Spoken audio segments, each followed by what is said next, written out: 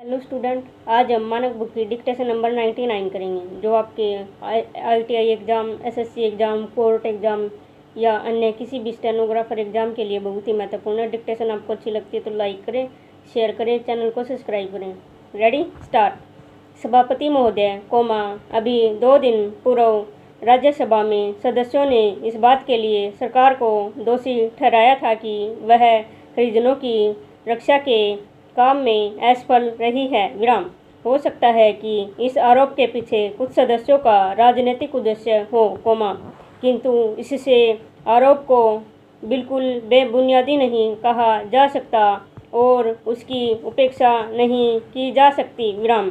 राज्य मंत्री ने भी इस आरोप के जवाब में यह कहा है कि हरिजनों को अत्याचारों से बचाने के लिए सरकार कदम उठा रही है। विराम। उन्होंने यह भी कहा कि जहां कहीं से अत्याचार की शिकायतें आ रही हैं, जांच पड़ताल की जाती है और अपराधियों को दंडित भी किया जाता है। विराम।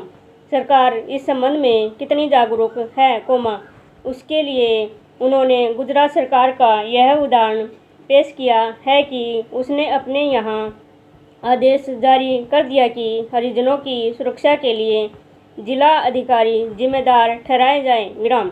यह सब सही है कि केंद्रीय सरकार ने इस सिलसिले में आवश्यक संपर्क रखा है, किंतु यह साफ है कि हरिजनों के संरक्षण का काम पूरी सावधानी और जागरूकता से नहीं हो रहा। विराम। केवल हाथरस का कांड ही उसका उदाहरण नहीं। स्वयं राज्य मंत्री ने इस प्रसंग में जो वक्तव्य राज्यसभा में रखा है, उससे भी इसकी पुष्टि होती है। विराम पैराम। राज्य मंत्री ने वक्तव्य में कहा कि सन 1969-70 के वर्ष में हरिजनों पर अत्याचार की विभिन्न राज्यों में घटनाएं घटी हैं। विराम। आदिवासियों पर जो अत्याचार ने जितना भयंकर रूप धारण कर लिया है, वह इस बात को साबित हो जाता है कि कई प्रदेशों में हरिजनों को जिंदा जलाया गया और उनके घरों में आग लगा दी गई। विराम। शेष मामले ऐसे हैं जिनमें या तो जमीनों पर कब्जा कर लिया गया था, उन्हें अन्य प्रकार से अपमानित किया गया। विराम। इनमें मारपीट, बलात्कार आदि भी शामिल हो सकते हैं। विराम। वक्तव्य में राज्यवार ब्यौरा दिया गया है और बताया गया है कि किस राज्य में कितने घटनाएं हुई। विराम। क्या इसके बाद भी हरिजनों पर अत्याचार की सत्यता में कोई संदेश रह जाता है। विराम पैरा।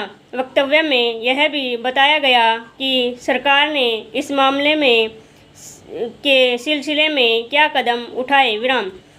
पर यह सब गिनाने से तब तक कोई फ़ायदा नहीं, जब तक यह सिद्ध नहीं होता कि हरिजनों पर अत्याचार की घटनाएं अब कम हो रही हैं। विराम। फिर बहुत से मामले ऐसे भी हैं जिनमें कोई कानूनी कार्रवाई नहीं की जा सकी। विराम। अकेले मध्य प्रदेश में 40 मामले ऐसे हैं जिन पर राज्य सरकार को कोई उचित कार्रवाई नहीं कर सकी। विराम। ऐसी सूरत में अत्याचार करने वालों का हौसला बढ़ेगा तथा हरिजनों का प्रशासनिक जागरूकता से विश्वास खत्म होता जाएगा। विराम पैराम। हरिजनों पर अत्याचार को रोकने के लिए कानून हो सकता है, परंतु इन अत्याचारों से यह स्पष्ट है कि एक तो उन कानूनों में बहुत परवाह नहीं की जाती और दूसरे पुलिस एवं प्रशासन दोनों पर अमल करवाने के लिए बहुत सतर्क नहीं है। विराम। पुलिस के संबंध में तो यह आरोप लगाया गया कि किन्हीं मामलों में पुलिस की मिलीभगत से अत्याचार हुए हैं। विराम। कुछ भी हो, यह बहुत चिंता की बात है और इसे रोकने के लिए तुरंत जोरदार कदम उठाए जाने की ज़रूरत है। विराम। यह सही है कि केवल कानूनों के जरिए हरिजनों के साथ भेदभाव एवं अत्याचार को नहीं रोका जा सकता, उसके लिए समाज में एक आवश्यक चेतना पैदा करने की ज़रूरत है। विराम।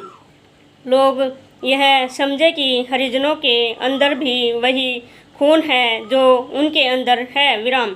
इसके साथ ही साथ सरकार भी यह करे कि जिन कारणों से वे अत्याचार होते हैं उन्हें घटाया जाए। विराम।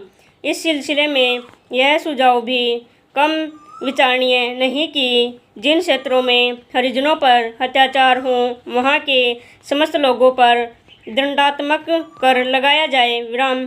इससे निश्चय ही अत्याचार करने वालों पर अंकुश लगेगा। विराम। स्टॉप।